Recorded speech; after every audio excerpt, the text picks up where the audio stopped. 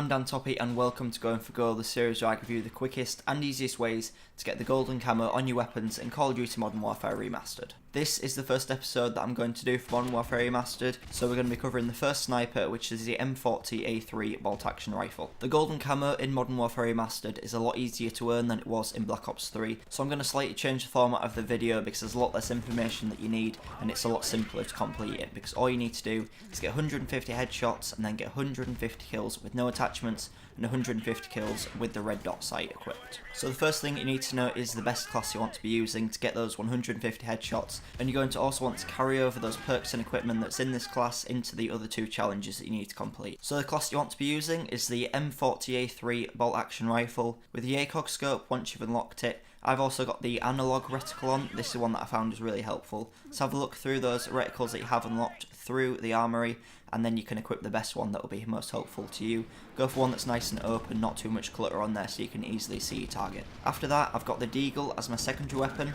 This is just so that you can stay alive in those close quarter situations, so you can go on and continue to get more kills in that life without having to respawn. It's just going to cut down on the time it takes to get the most amount of kills. And then for the equipment, I've got a stun grenade and a frag grenade.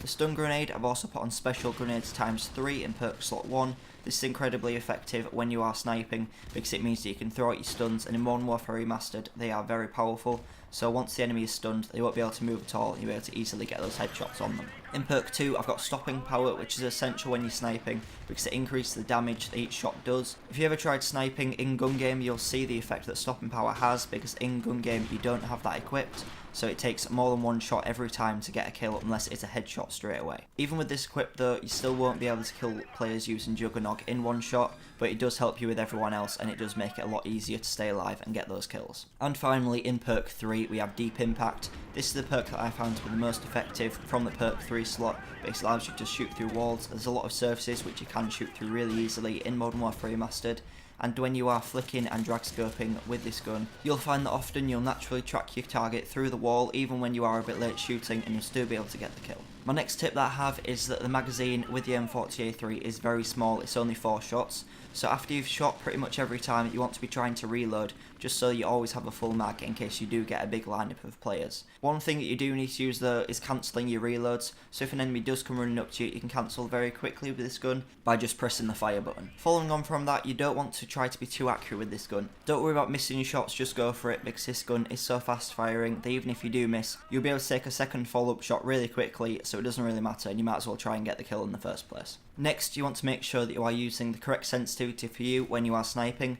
A lot of people won't change the sensitivity between using an assault rifle and a sniper, but you want to be increasing it a little bit. I go from using 3 with an assault rifle to using 4 with a sniper rifle. I always play on very low sensitivities, so I won't be playing on like a 10. Some people do like to snipe on those higher sensitivities and they can be very effective with them. Personally, I like to go for a 4, so just keep increasing it until you see that it's starting to have a negative effect on your aim, and then go back to the one which you found was best. One thing which really helps me when going for these golden camos is knowing how to predict the spawns.